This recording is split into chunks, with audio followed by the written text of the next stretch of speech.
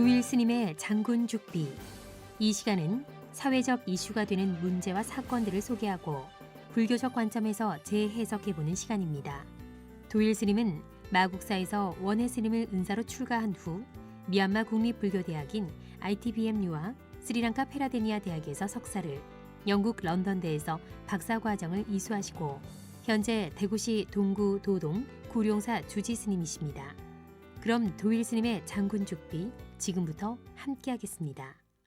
안녕하십니까. 마음치유행복도량 803 구룡사주지 도일입니다. 요즘 연일 조계종 교육원장인 현흥 스님이 불교의 가장 근원적인 주제라 할 수 있는 깨달음을 지적 이해라고 규정하는 동시에 부처님은 선정이나 삼매를 가르치지 않았다고 주장해 많은 논쟁이 붙고 있습니다. 소견이 워낙 파격적이고 바른 자의 소임이 지니는 의미가 특별하다 보니 찬반도 극명하게 엇갈립니다. 현흥 스님의 주장은 이렇습니다. 만일 깨달음을 올바른 이해라고 한다면 그러한 깨달음을 얻는 데는 그리 시간이 오래 걸리지 않을 것이다. 부처님 자신도 고행을 통해서도 아니요 선정을 통해서도 아닌 논리적인 사유와 성찰을 통해서 깨달음을 얻었다. 부처님이 녹야원의 첫 설법에서 다섯 수행자들에게 당신의 깨달음의 세계를 설명하고 납득시키는데 걸린 시간은 불과 며칠이 걸렸을 뿐이다. 그리고 납득시킨다는 말을 썼듯이 깨달음은 이해의 영역이라는 것이다. 납득시키는 방법도 선정삼매를 통한 것이 아니라 밤낮 없는 대화와 토론이었다.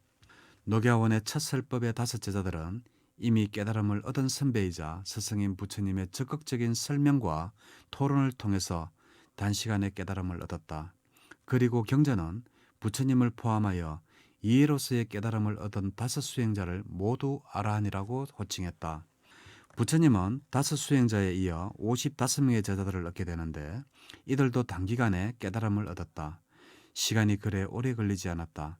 부처님께서 보시지게 생천 공덕 맑은 마음가짐 연기의 눈으로 살펴보는 괴로움의 발생과 소멸 그 방법에 대해 설법하셨고 그들은 이내 그 뜻을 이해하여 깨달았다. 경전에서는 이 모두가 아란이 되었다고 했다. 그리고 이들은 한결같이 부처님의 설법을 듣고 깨달음을 얻었고 세존이시여 훌륭하십니다. 넘어진 것을 일으켜 세우듯 가려진 것을 열어보듯 어리석은 자에게 길을 가르쳐주듯 눈 있는 자는 형상을 보라고 어둠 속에 등불을 가져오듯 세존께서 이와 같이 여러 가지 방법으로 진리를 밝혀주셨다라고 찬탄을 하기도 했습니다. 다른 경전에서는 부처님과 다섯 제자들이 새로 생긴 55명의 제자들과 여러 무왕거를 같이 보냈다고 서술하기도 했습니다. 그 기간 중에 부처님의 설법을 듣고 55명의 제자들도 깨달아 아란이 되었다고 합니다. 아마 그 우왕거 기간 중에 부처님을 포함한 61명은 집중적인 설법과 토론을 했다고 짐작이 된다고 했습니다. 그리고 토론 내용에 대한 깊은 사유를 했을 것이라고 주장합니다. 부처님이 설법과 토론을 주도하고 먼저 깨달음을 얻은 다섯 제자들도 부처님을 도와서 토론에 적극 참여하여 후배 55명 제자들을 적극 이끌었을 것이다라고 주장합니다. 이처럼 깨달음은 이해 영역이기 때문에 설법, 토론, 대화를 통해서 얻을 수 있는 것이다 라고 주장합니다. 부처님은 깨달음을 청할 때 삼매와 선정을 통해 수련하라고 지도하지는 않았다.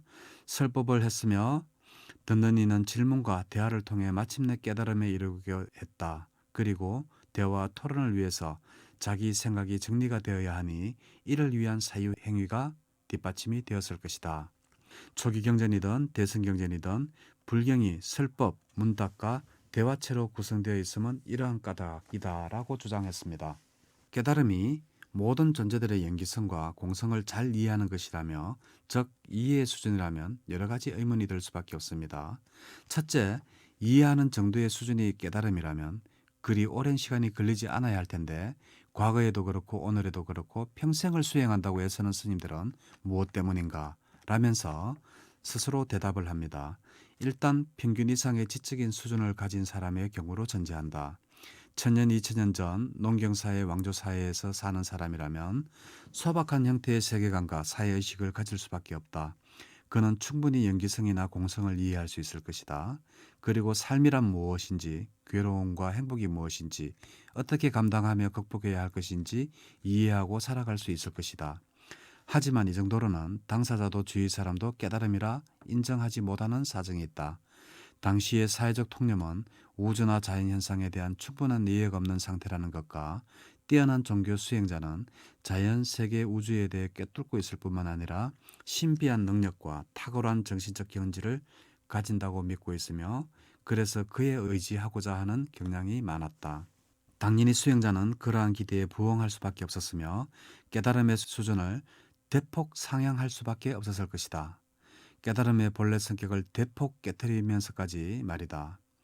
대폭 상승된 깨달음의 모습은 모호하게 추상적인 용어로 표현되거나 언어 문자로 표현될 수 없는 신비하고 불가지한 경지로 묘사가 된다. 철학적인 용어로 말하자면 반정할 수 없는 깨달음의 경지를 설정하는 것이다.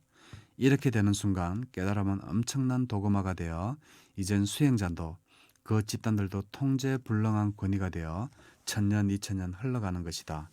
아마 불교의 수행자들이 평생에 걸쳐 수행해도 그렇게 대다수가 깨달음을 얻지 못하는 까닭이 바로 그러한 설정을 했기 때문이 아닌가 생각한다라고 현흥 스님은 주장했습니다만 저는 현흥 스님의 이러한 주장이 바로 부처님께서 말씀하신 외도들의 사견이라고 확신하면서 한국 불교 교육계의 수장인 교육원장의 생각이 정법이 아닌 외도의 사견으로 주장을 하니 앞으로 한국 불교가 어디로 나아갈지 참으로 암담하고 염려스럽습니다.